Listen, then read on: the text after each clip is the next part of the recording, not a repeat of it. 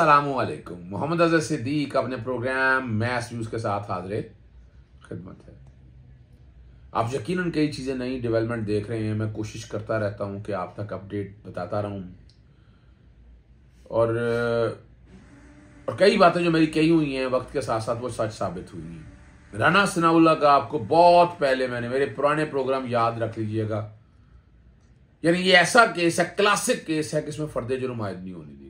जजेस तब्दील हुए इसके अंदर और ऐसा हालात और वाकयात आए हैं और मैं आपको भी कहता रहा कि मुनासिब वक्त का इंतजार करते रहे। जब केस की ये प्रोसीडिंग आज चल रही थी तो मैंने ट्वीट किए हैं, वो ट्वीट बैकग्राउंड पे चल रहे हैं और जब इन बिटवीन फिर फैसला भी आ गया। आज ही दरखास्त दायर, आज ही बहस, आज ही फैसला। याद रखेंगे मनशियात के इस केस में आज तक फर्द जुर्म आयद नहीं होने दी गई और साजगार हालात का इंतजार किया गया। ANF का वजीर और अदालत इंसाफ, तेज तरीन इंसाफ का रिकॉर्ड कायम होने जा रहा है। ये मैंने आप तक वहां बताया और फिर कुछ देर बाद वही हुआ। ऑपरेशन रजीम चेंज जारी और सारी इस्तेदाद मनशियात की खुशी ने वजीर दाखिला राना सनाउल्लाह को मनशियात मुकदमे में बरामदगी के मुकदमे में बरी कर दिया। ये आपके लिए वो सारा आगे मैंने फिर और बता दिया आपको कि ऑपरेशन रजीम चेंज 2 अगली बारी ख्वाजा बरादरान की और जनवरी में रोजाना की बुनियाद पर नवाज शरीफ की बारी। और एक जो अहम सवाल मैंने नुक्ता छोड़ा है और मनशियात हीरोइन बरामद हुई, फर्द मकबूजी बनी और केमिकल एग्जामिनर हुआ, इसका क्या करना है। यहाँ पहले मैं जिस वक्त ये हुआ उसके फौरन बाद ट्वीट किया और वो राना यासिर साहब ने मेरी रिकॉर्डिंग की, एक वो रिकॉर्डिंग क्या की है वो पहले जरा वो सुन लीजिएगा। आखिर ऑपरेशन रजीम चेंज जारी और सारी सबूत और आपको क्या चाहिए। आपने मनशियात के केसों में तेज तरीन इंसाफ आज देख लिया। आज ही दरखास्त दायर हुई बरियत की, आज ही गवाह मुनर्रफ हो गए, आज ही बयान अल्फी आ गया, आज ही प्रोसिक्यूटर ने कहा 15 मिनट पहले बताया कि मैं हट गया हूं यहां से और आज ही इंसाफ मिल गया। मेरा ख्याल है तारीख में तेज तरीन इंसाफ आपने ऐसा कभी नहीं देखा होगा। कोई दरखास्त में कोई नोटिस डाल दे, नोटिस डाल के कोई टाइम आ जाए, कोई बहस हो, लेकिन इंतजार नहीं किया गया। इमरान खान ने जो बातें कही थी अब वो सच साबित, और क्या सबूत आपको चाहिए, ये सच साबित हो गया। अब क्या रह गया यहाँ पर, यानी पाकिस्तान के अंदर इंसाफ के साथ जो कत्ल हो रहा है, उम्मीद है इस वाले मामले को हमारी आला अदालतें देखेंगी और ANF की क्रेडिबिलिटी दांव पे लग गई है। अब इतना अहम महकमा कि जिसके बारे में कोई उंगली नहीं उठा सकता था, आज सवालिया निशान है। आज इस महकमे का वजीर कौन है, आज वो साहब जिन्होंने वहां बैठकर प्रेस कॉन्फ्रेंस की थी, कौम को क्या जवाब देंगे। ये जवाब सारे अब कौम के सामने आने चाहिए और पूरी दुनिया में जागसाई होगी पाकिस्तान की कि जहां मनशियात खत्म करने की बातें हो रही हैं और वहां इतने बड़े बड़े लोग ऐसे ही बरी हो रहे हैं। अब आपको फैसला करना पड़ेगा पूरी कौम को। असेंबलियां तहलील फौरी तौर पर करें, नए इलेक्शन के लिए जाएं। ये सारा कुछ इसलिए किया जा रहा है कि असेंबलियां तहलील होने से पहले जो भी काम लेने हैं वो प्रोजेक्ट कंप्लीट कर लिया जाए। मैं आपको लेके आता हूं हकायक की तरफ। स्पेशल जज हैं एंटी नारकोटिक्स मोहम्मद नईम शेख। अब इनका कहाँ से ताल्लुक है मुझे नहीं, मैं नहीं कुछ कहना चाहता क्या है। बरियत के फैसले पर सुनाया उन्होंने कहा जी 2 गवाह वो बैकग्राउंड पे चल रहे हैं, हाथ से लिखे हुए बयान है, वो आज ही दायर हुए। कमाल की बात है। ऐसा हो गया था कि मैनेज था, कोई नोटिस होता, नोटिस हो गया था, आज वो गवाह 2 आ भी गए, पहुंच भी गए, तो ये कौन कर रहा था। चलें किसी वक्त आ ही जाएगा सामने।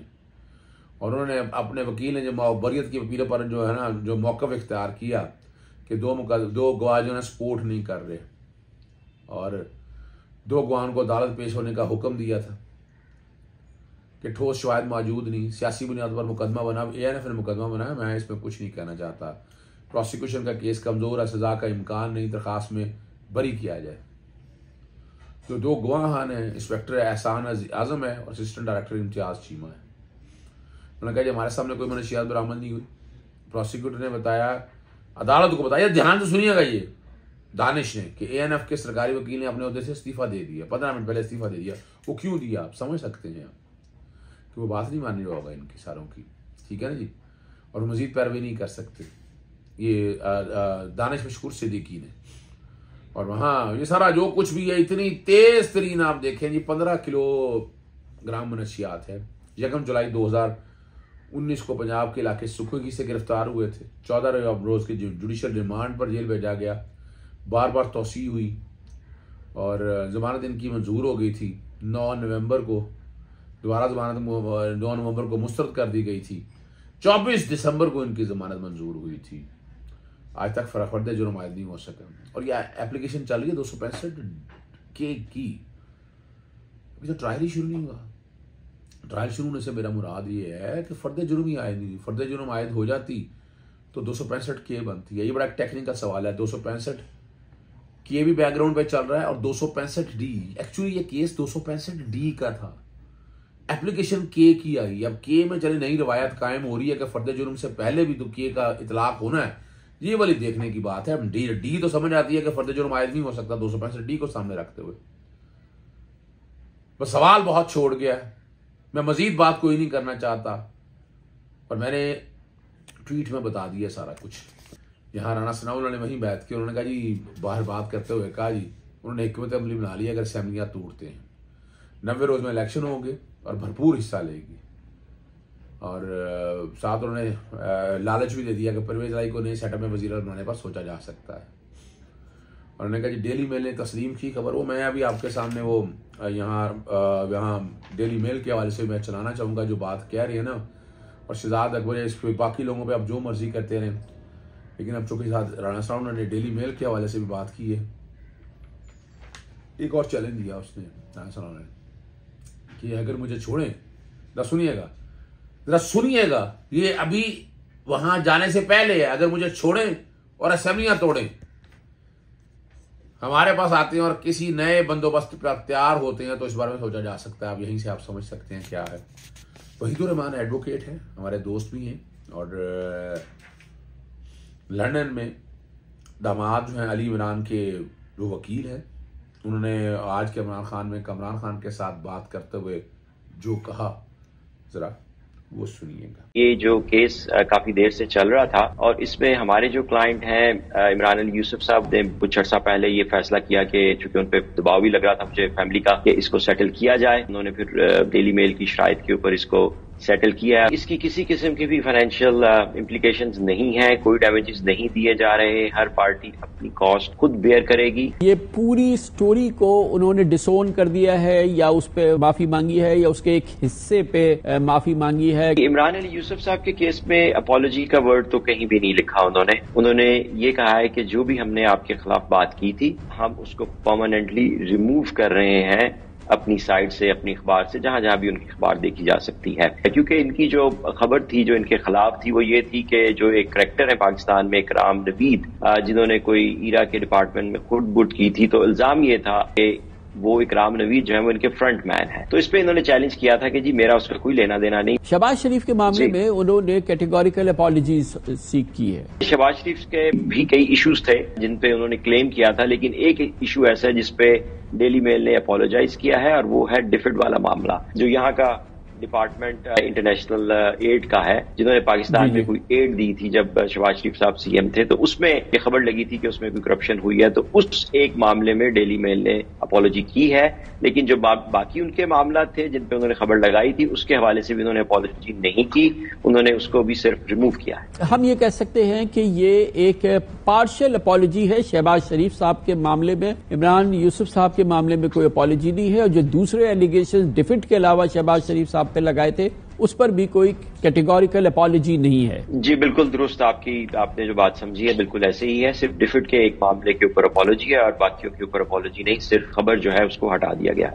और अब अरशद शरीफ के हवाले से जो बातें हुई हैं, वालदा ने JIT के मकतूल वालदा और बेवा का बयान रिकॉर्ड करने का फैसला कर लिया, और पहला इजलास DIG हेडक्वार्टर के दफ्तर इस्लामाबाद में। ये स्पेशल JITs की कोई आईनी और कानूनी हैसियत नहीं। मैं बार बार कह रहा हूँ कि अपने टीवार्स बनाएगी और तहकीकात से पहले उनकी वालदा और बयान का, उनकी बहू का जो बेवा का बयान रिकॉर्ड करेगी, और उनका यकीनिया भी जाएंगे। सफरी और दस्तावेज की तैयारी शुरू कर दी है। और ये वो सारे मामले हैं जो आपके सामने मैं रखना चाहता हूँ, ज़रा देख लीजिएगा। फिर रात मेरे प्रोग्राम में जो है ना इन कई इश्यूज़ के ऊपर राणा सलामुल्लाह का छोड़ के अरशद शरीफ और बाकी मामले पे मैंने अकबर ख़ान और ताज चौधरी के साथ GNN पे जो मैंने गुफ्तगू की है, ज़रा वो सुन लीजिएगा। जब बंदा खा ले तो फिर हाल यही होता है, फिर उल्टियाँ आती है ना। तो ये नॉर्मली हुआ यही है कि वक्त से पहले मिठाई खा ली गई है। Is a very intelligent man, I must appreciate David Ross. अच्छा, किसी एक वक्त में कुछ चीजें मैंने, किसी ने वहां लंदन में मेरे से कुछ चीजें मंगवाई थी, इनके डॉक्यूमेंट्स के बारे में कुछ चीजें मैंने वो शेयर की थी, तो मुझे इसलिए अंदाजा है कि डेविड रॉस के पास इनके लोगों के खिलाफ इररिफ्यूटेबल एविडेंस है। असल कहानी जरा मेरे से सुन लीजिएगा। असल कहानी जो मेरी इतला के मुताबिक ये है कि नैब के नए कानून के तहत उसमें सर्टन अमेंडमेंट्स आई, तो बाकायदा ये खत लिखा गया या वहां की इंग्लिश कोर्ट्स को लिखा गया या दिल्ली को, और ये नैब ने मिली भगत से लिखा। मैं नैब को एक्यूज कर रहा हूं इस सारे मामले में। मेरी इतलात के मुताबिक वो बाकायदा लिखा गया और उन्हें बताया गया कि करप्शन के चार्जेस हमने विड्रॉ कर लिए, ये लिखा गया। अब जब ये लिख के डेविड रोज के पास ये मामला गया तो वो तो सिर्फ उस हद तक गया है ना, सिर्फ उस हद तक गया है कि जनाब इस हद तक जो करप्शन के जो चार्जेस है मैं, लेकिन बाकी उसने मनी लॉन्ड्रिंग के चार्जेस से पीछे हट गया। ये सिर्फ शहबाज शरीफ का मामला नहीं है, इसमें अली इमरान है, इसमें राबिया इमरान के हवाले से बात है, नुसरत शहबाज के, सलमान शहबाज के। और याद रखिएगा, अगर ये वाकई केस कोई नहीं था, आज से 1 महीना पहले चले जाए, 15-20 दिन पहले चले जाए, इनके पास तो डिफेंस ही नहीं था। और डिफेंस फाइल ना करने की वजह सबसे भारी जो है ना वहां की मशहूर जमाना लॉ फॉर्म, इन्होंने सबसे भारी भरकम फीस के साथ इन्होंने ली थी, तो डिफेंस फाइल कर देते। अगर वाकई इनका केस मजबूत था, डिफेंस इन्होंने फाइल नहीं किया। फिर हम इससे आगे चलते हैं, जो बड़ी मजेदार बात है, अप्रैल में 9 अप्रैल के बाद इनके पास हुकूमत आ गई थी और आज हम दिसंबर में हैं, तो ये सारे बाहर क्या कर रहे हैं? अली इमरान बाहर क्या कर रहा है? सलमान शहबाज अब आ रहा है, और खासतौर पर राबिया इमरान या नुसरत शहबाज, ये सारे बाहर क्या कर रहे हैं? वो बड़ी मजेदार बात आपके सामने रख रहा हूं। अगर वाकई, और दूसरा जो है ना, एक बात याद रखिएगा, इनके अकाउंटों में अरबों रुपए की ट्रांजैक्शन है। एक आदमी की औकात ही नहीं है। अजहर सिद्दीक के पास अगर 1 करोड़ रुपया है बैंक में डिक्लेयर किया हुआ इनकम टैक्स की रिटर्न या बैंक स्टेटमेंट के अंदर, और अरबों रुपए की ट्रांजैक्शन उसके बैंक अकाउंट के अंदर हो, और वो मनी लॉन्डर हो, पैसा बाहर जा रहा हो, इधर से TTN लग के जा रहा है, उधर से पैसा वापिस आ रहा है, और वहां से पैसा, यानी देखे ना, ये फॉरेन एक्सचेंज रेगुलेशन एक्ट के जरिए इस मुल्क को आज हम सेटअप में जो हालात देख रहे हैं ना, तो ये बुनियादी वजह 3-4 है। याद हो, पता है, देखिए अपना ताहिर मलिक साहब के भी किसी दौर के अंदर ना वो इनामी बॉन्ड निकला करते थे। इनके ना इनामी बॉन्ड बताएंगे आपको कि किस किस तरह के इनके इनामी बॉन्ड निकला करते थे। कई दोस्त गिफ्ट दे दिया आपको, मैं दे दिया जनाब, ये गिफ्ट ले ले। मैं वही बता रहा हूँ ना। साद रफीक साहब, और साद रफीक के बड़े निकलते हैं, साद रफीक के बड़े निकलते हैं। मैं वही बता रहा हूँ ना कि वो देखे ना, वो मेरे और इनके तो निकलते नहीं थे। अब गरीब आदमियों ने हमने बकायदा बॉन्ड लेकर रखे होने, और बड़ी फिर हमें भी समझ आ गई। मैं ये कहूँ नहीं, मैं चूंकि वकील हूँ, मैंने कई बंदों के पैसे ऐसे वाइट किया है। यानी क्या किया? कुछ नहीं, सर्टेन परसेंटेज देते थे, बाहर से TT लगती थी, पैसा आता था, और हम कहते थे ये पैसा वाइट है। और वजह क्या है? फॉरेन एक्सचेंज रेगुलेशन आप पूछ नहीं सकते थे। हालांकि पब्लिक ऑफिस होल्डर के हवाले से अगर आपने वहां से पैसा मंगवाया भी है ना, तब भी नहीं। तो यहाँ तो पीछे असूली तौर पर तो नैब पीछे हट गया ना। नैब पीछे ना हटा, नैब बताए ना कौन को कि क्या लिख के भेजा है वहां पर, वहां क्यों लिख के ऐसी चीजें भेजी हैं कि जिससे ये कहा जाए कि करप्शन ने, और ये भी नेक आज जो है वो कवानीन खत्म हो जाए। मैं एक बात कर रहा हूं, सुप्रीम कोर्ट के सामने मैटर पेंडिंग है, सुप्रीम कोर्ट ने लास्ट हियरिंग में मंगवा लिया कि करप्शन के केसेस से थोड़ी सी क्लैरिटी चाहिए आपसे। नैब ने लिख के भेज दिया, नैब, वो शहजाद अकबर साहब ने भी कल कहा कि नैब ही जब लेट गया तो डेली मेल उस पर क्या करे, वो सारा मामला एक जगह पे हो गया। मुझे सिर्फ ये बताइए, हरजाने का केस था, शहबाज शरीफ साहब ने दायर किया हुआ था हतक इज्जत का केस, उन्होंने हरजाना कोई नहीं दिया। ये जो कह रहा है कि mister Sharif and mister Yusuf Ali Imran साहब जो हैं, इन्होंने they have settled there claims, the case is therefore over. ये कहां से ओवर हो गया? ये कौन से क्लेम सेटल हुए? इसका आम जबान में क्या मतलब होगा, नाजरीन के लिए बताइए। अच्छा, ये आपने सच पूछ रहे हैं अकबर, और ये ताज मलिक साहब को तो अंदाजा है जब सेटलमेंट का मतलब क्या होता है, आउट ऑफ कोर्ट सेटलमेंट में तो पैसे वैसे अभी उसने ये नहीं क्लियर किया, उसने ये ऐसी को बात की है या आउट ऑफ कोर्ट सेटलमेंट पैसा बता सकते हैं। अच्छा, यही है फिर नहीं, मैं बात कहना चाह रहा हूँ, वो is a very intelligent man. आप अंदाजा लगाइएगा, उसने कहा कि सिर्फ नैब की हद तक मैंने मामला वापस लिया है।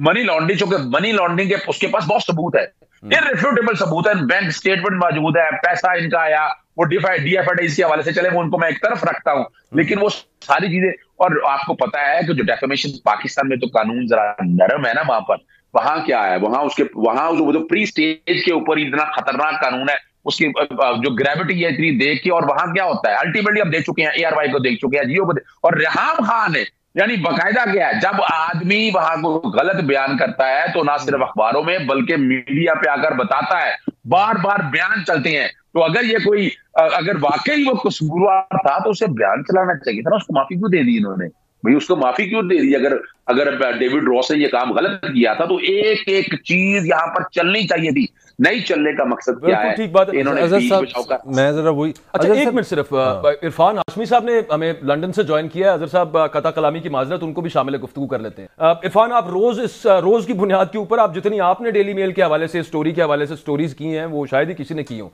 ये क्या मामला क्या हुआ है, हमें जरा समझा दीजिए। जो हमें समझ आ रही है वो ये है कि आउट ऑफ कोर्ट कोई सेटलमेंट हो गई है, खासतौर पर डेविड रोज की जो अब एक थ्रेड आई है ट्वीट्स की, उसके बाद ये क्या सूरत हाल है, जरा प्लीज एक्सप्लेन कीजिएगा।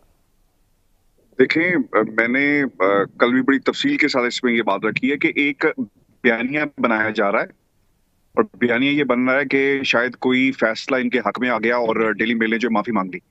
आप तमाम दोस्त एक बात याद रखें कि जो अपॉलॉजी है, जो डेली मेल ने लिखा था कि नैब का एक केस जो है वो शायद नैब इन्वेस्टिगेशन कर रहा था डेफिड के मामले पर पाकिस्तान में, उससे वो पीछे हट गए हैं। उन्होंने उसकी करेक्शन कर ली, उसका ऐलान कर लिया, उसकी अपॉलॉजी कर ली। इस अपॉलॉजी के अंदर, इस करेक्शन नोट के अंदर कहीं पर ये नहीं लिखा हुआ कि जो अली इमरान के बारे में कहा गया था उस पर भी हम अपॉलोजाइज करते हैं, हमारी इंफॉर्मेशन गलत थी।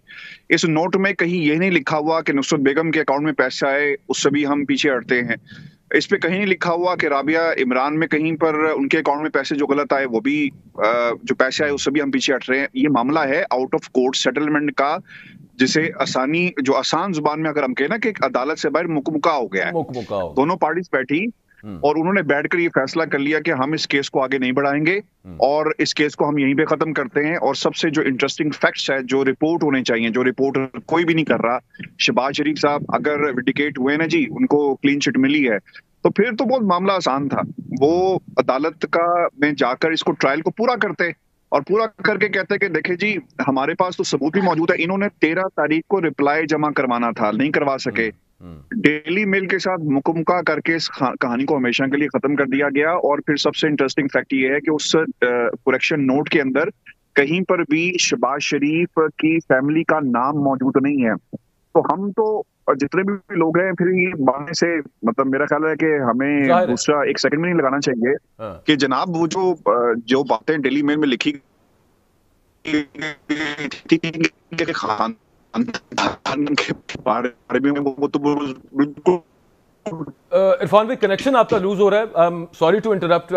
ऑडियो लाइन पे ले लें प्रोड्यूसर साहब, उनको उतनी देर आप कुछ पूछना चाह रहे थे। मैं अगर इरफान, आप सुन रहे हैं मुझे?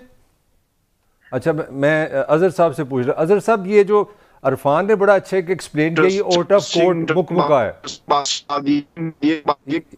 ये आउट ऑफ कोर्ट मुकम्मका है। मेरा आपसे अब अजहर साहब, मैं एक लीगल पॉइंट समझना चाह रहा हूँ। Legally is it finish? कानूनी तौर पे ये केस खत्म हो गया? अब जो आप बात कर रहे हैं, ये मैं करूंगा, वो इखलाकी होगी या सियासी पॉलिटिकल इंटरप्रिटेशन होगी? How right I am? देखिए, बुनियादी तौर पर तो चूंकि क्लेम था डेफेमेशन के हवाले से शहबाज शरीफ ने था, इन्होंने अपना क्लेम वापस ले लिया। इन्होंने अपना क्लेम वापस लिया तो इस हद तक तो ये पीछे हट गए ना। डेविड रोस तो आज भी अपने ट्वीट के बाद खड़ा हो गया। यानी देखें, जहां तक वो करप्शन वाले मामले की हद तक बात थी, उससे इन्होंने अपना केस वापस ले लिया। इन्होंने तो अपना सारे का सारा केस उठा लिया ना। तो जब सारा केस उठा लिया, आउट ऑफ कोर्ट सेटलमेंट हो गई। डेविड रोस ने साथ ही अभी 24 घंटे नहीं गुजरे थे और उन्होंने बता दिया कि नहीं भाई, करप्शन की हद तक जो नैब का मामला, वो मैंने पीछे बिहाइंड द पिक्चर आपको स्टोरी बता दी है, लेकिन बाकी जो मनी लॉन्ड्रिंग या बाकी लोगों के, अली इमरान, बाकी लोगों के खिलाफ वो आज भी है, जाकर नया दावा चाहे फाइल करे, वो तो स्टैंड कर दिया उसने अपने। और अपने डेविड रोस अपनी उस बात के ऊपर खड़ा है, और वो खड़ा इसलिए है कि वो इररिफ्यूटेबल एविडेंस है, वो इतना सबूत मौजूद है। वो पाकिस्तानी या सिस्टम के ऊपर आंखों पे मट्टी पड़ जाए या मच्छे आ जाए, वो एक अलग बात है, लेकिन वो रिकॉर्ड अनमिट रिकॉर्ड है, और वो किसी स्टेज के ऊपर भी वो कायम रहने हैं। इनकी कोशिश पूरी थी कि किसी तरह से, और इसीलिए उन्होंने मामला दबा दिया कि अगर अब वो डिफेंस अपना फाइल करेंगे तो इन्हें वो एक्सप्लेन करना पड़ेगा, इन्हें वो बताना पड़ेगा वो पैसा कहां से आया, जो अरबों रुपया अकाउंटों में। ये याद रखिएगा ताहिर मलिक साहब, ये वही है जो पार्टी के अकाउंट में पैसा गया, जो अपना वो मुश्ताक चीनी है, ये वही केस है जिसके अंदर आपको पता है कि कई दुबई के अंदर कई लोग मार, उस्मान इंटरनेशनल, ये इरफान को तो सारी डिटेल पता है ना, इरफान ने तो दुबई के अंदर इंग्लैंड के अंदर उन लोगों से मिला है कि जिनके पास ये पैसा आता जाता रहता, और वो भी यानी वो भी सजाएं भुगत के बाहर आए हैं। यानी ये इतना आसान काम नहीं है, और अल्टीमेटली जो है जब हम देखते हैं पाकिस्तान के अंदर तो वहां उसको एक्सप्लेन नहीं कर पाएंगे। इजाजत चाहता हूँ, अस्सलाम वालेकुम, अल्लाह हाफिज, पाकिस्तान जिंदाबाद।